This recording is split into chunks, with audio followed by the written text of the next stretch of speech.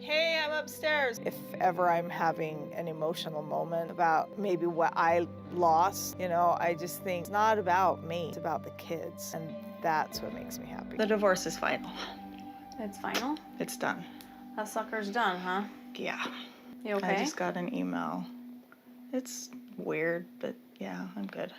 Yeah, it is weird. I haven't told Kody yet. You should probably do that. You should have had him here instead of me.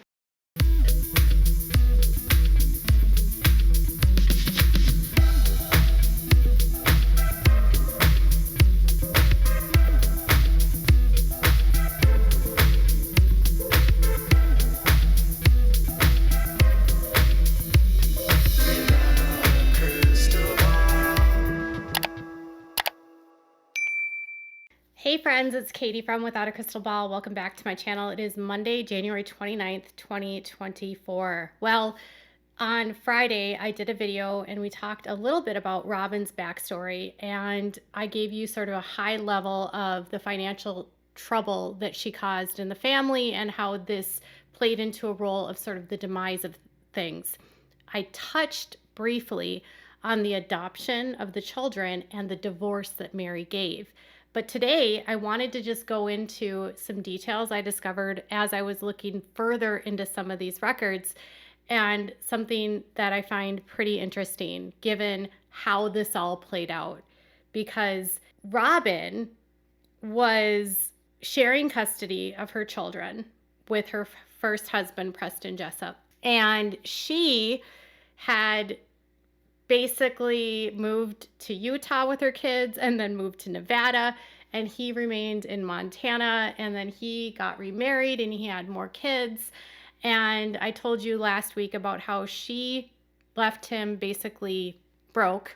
He lost his business. Their divorce left both of them in financial ruin at the hands of Robyn and Robyn's choices of shopping and spending money. Preston and her relationship ends up coming to a head in 2015 over an unpaid medical debt. And the medical debt was related to a 2012 accident that occurred in Nevada at the property of one of Kody's friends while they were all out on their ATVs. Mr. Dayton had never been on one before, and Kody was out there he was supposed to be supervising. When this occurred, Dayton was not being supervised, and it was Hunter that found him. I've done a video about this. And it was that hospital bill that led to a storyline that allowed Kody to get rid of someone that he wanted to get rid of, who was Meri, and for Robyn to get rid of someone that she didn't want to have to deal with, which was Preston. And it was that hospital bill, the risk of losing a home, and their desire to be married and get rid of their exes that crafted this adoption storyline that was never necessary, but gave them the freedom to do whatever they wanted without being encumbered by their exes. And I'm going to talk with you a little bit about the timeline here because, it is so messy. So let's dive into the topic. Before we do, can you make sure to give this video a thumbs up? Make sure to subscribe to my channel if you haven't subscribed, and click on the bell so you've never missed a video. On the show, there was a storyline that Meri was going to offer a divorce for Kody to Kody so that he could legally marry Robyn and so they could get an adoption done of the kids. When the divorce was offered, they had absolutely no idea if they were even going to be able to be adopting the children because Preston, Robyn's ex-husband, was involved in their lives still. And on the show, they made it seem like it was Meri's idea. Now, I spoke to a source who was friends with the family and had been friends with them for decades. And they said that their divorce, Kody and Meri's divorce, was not Meri's idea. And actually, it was Kody's idea. And he allegedly sat Meri down and told her that she was going to divorce him so he could marry Robyn, so they could live their lives, and so he could adopt the kids. But why he wanted this done wasn't really about the kids. It wasn't even really about the adoption. It was Kody wanted Meri out of his life. Kody wanted Preston out of his life because Kody didn't want any other man to have any claim on any woman that he had in his world.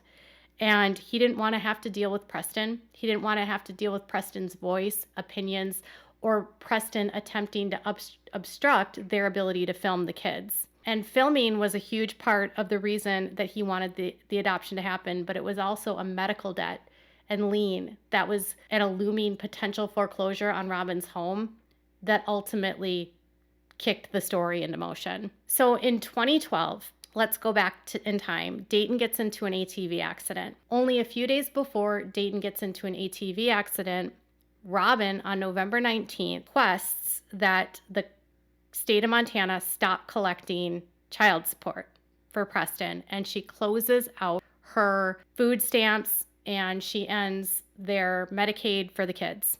Robyn was in the process of qualifying for a new home, and they actually closed on their houses in Las Vegas in the end of December of 2012. So just weeks before they're closing on the house, she's closing out the child support, she's closing out the medical, like the Medicaid and the food stamps, likely so that she can claim income to qualify for her house. But it's that decision that leads to the next unfortunate event. On November 22nd, 2012, Dayton is alone or is riding an ATV on Kody's friend's property, and he drives into a barbed wire fence. He is not wearing the proper equipment. I was told he may not have even had a helmet on, and he was very hurt. He had to be taken to the trauma hospital in Las Vegas. They were down in St. George, Utah, and they traveled to the Las Vegas Trauma Center because it was the only level that could handle his injuries. And he had to be hospitalized for 3 days following this catastrophic accident. In that time, Robyn did not have medical insurance, and she and Preston had an agreement that they would share expenses for medical. So Robyn stopped Medicaid, stopped food stamps, and 3 days later, her son just happens to get into an accident, which happens to rack up thousands of dollars, tens of thousands of dollars of debt, and she can't pay it. By 2013, the hospital placed a $24,000 lien on her home, and by 2015, that lien was extended after she had not paid it after 2 years. In the state of Nevada, under the law, a hospital can and must file for foreclosure of a home if a lien is not paid within 2 years. So when the lien was extended in the beginning of 2015, they were on the clock of they had to get this lien paid off, and they had to get it paid off or they were going to lose the house. In 2012, when the accident happened, Preston wanted to know what happened. How did the accident occur? Who caused the accident? Was it on a property? Could they potentially file a claim against homeowners insurance to pay off and to get a settlement for the injuries? When he had custody in 2012, he tried to talk with Dayton about the accident, what happened, where they were, because he wanted to know who was responsible for the accident and can we get money from whoever was responsible for the accident? And if Kody was responsible for the accident, can we have Kody pay for it? And when he asked Dayton about it and then Dayton went home, Robyn lost her mind. And as a part of that, yelled at Preston for daring to ask Dayton what happened in the accident, daring to want details about who was involved, and she threatened to take his time away from him and custody. And she also told him in a series of text messages that she asked him to stop asking the kids to come live with him because a judge would never allow it, and they don't want to do that. After that time, the alienation began of Preston from the kids so that Preston could not find out about the source of this accident. If an accident happens on someone's property and they are the owners of the ATV, the injured party can sue the property owner and can file a claim against the homeowner's insurance. Theoretically, they were fighting over medical debt that didn't have to be paid by either one of them. They could have sued Kody's friend, but they didn't want to because I guess maybe the friend would get into I don't know, it would be uncomfortable. This was someone that worked at a pawn shop and Kody was able to get loans from. He was like a finance service for Kody. So instead of taking the route of going that way, they turned it into a game where they used this debt to alienate the kids from Preston so that he couldn't gain access to the information. Preston wouldn't pay it without that information. The lien was on the property. They're still fighting about this money and they're facing a looming foreclosure, right? So now they have to come up with a plan to get Preston out of the picture so they don't have to deal with him anymore, so that the secrets can be protected of what happened on that property with Kody and with Dayton so no one finds out. So this whole idea is sort of crafted after this accident happens, in my belief. And so in 2014, they are nearing the time when they're potentially facing a foreclosure on the house due to this lien. At any point, the hospital can file a suit to foreclose on the home. Robyn cannot sell her home if this lien is on the property. She cannot refinance her loan if this lien is on the property. Kody would not have access to her equity if this lien was on the property. She's screwed. She's either going to lose the house if she doesn't get this paid off, or that's it. So magically in 2014, instead of taking the route and Kody admitting he was a part of this and contributed to this, and instead of doing the right thing and filing a claim against his friend Chris's homeowner's insurance, Kody and Robyn craft the divorce plan, and it's presented on the show as it needs to be done so the kids can be adopted. It really needed to be done so that they could get rid of Preston and get rid of this lien. And it was almost like an added benefit of, and we can adopt the kids if we can get rid of Preston. So over the course of several years, they send letters to Preston trying to get him to pay on this loan or on this lien, and bringing up adoption over and over and over and over again. And he is very resistant to it. Robyn's attorneys send letter after letter demanding that he make payment, telling him how he needs to make payment, imploring him to take care of his son's needs, and even explaining to them that, Robyn took him off Medicaid and put him on private insurance and it's his responsibility to pay it off, tells him to take a loan out if he needs to take a loan out. He's also scolded for wanting to see his kids and not giving them enough time because of it's conflicting with their ability to film their show. So the Browns are prioritizing their fame and their money over the children's best interest in seeing their father. And it isn't until after the divorce of Kody and Meri that suddenly a letter is sent in November of the winter of 2015 that says, "The children and Kody and Robyn all desire that Kody adopt the children. I know this would not be easy for you, but I think it's in the children's best interest. Robyn and Kody have no desire to keep you out of the children's lives if you and the children wish to resume visitation. However, this arrangement cannot be part of any legally binding agreement. The children have a strong bond with Kody and the other children in the family and wish to be adopted by Kody. We are hoping that you agree to allow the children to have this without a drawn-out battle. You have over $30,000 in medical care owing and over 30 months of child support.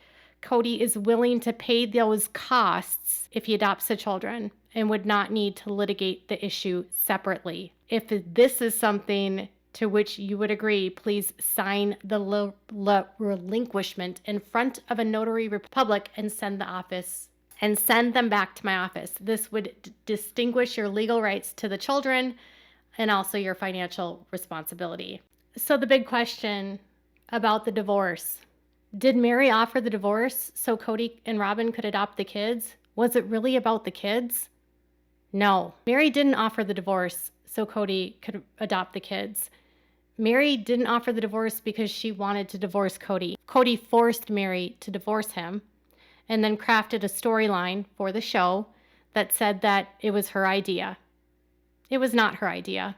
Why would Meri care if Robyn had medical lien debt on her house? Why would Meri care if Robyn was fighting with Preston over medical debt and over child support? She wouldn't. Kody didn't want to lose the show. Robyn didn't want to lose the show. Kody had obstacles in his way towards his goals of fame and fortune and his trophy wife. Meri was in the way of what he wanted.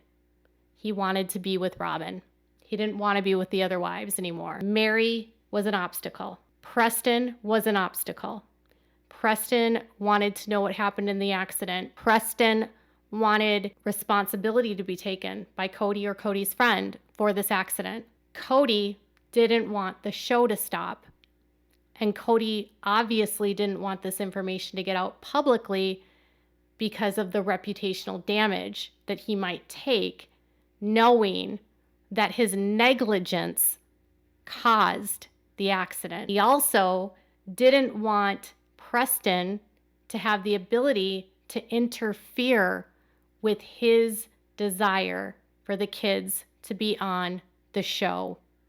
Kody had no legal rights over those children.